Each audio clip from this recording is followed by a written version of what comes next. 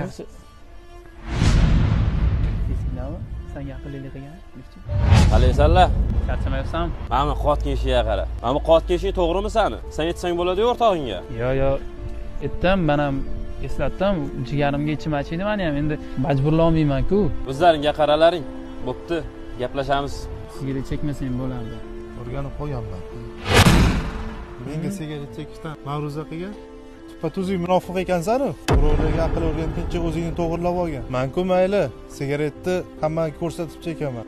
Sanchi sen hammadan yashirinib chekada-chekolsan. Alloh ko'rib turibdi-yu, qo'rqmaysanmi shundan? Qur'oni Karimning Niso surasining 145-oyatida albatta munofiqlar do'zaxning eng ostki qavatidadirlar va hargiz ularga bir yordamchini topa olmassan deyilgan. Seni ham jannatda ko'rgim kelyapti.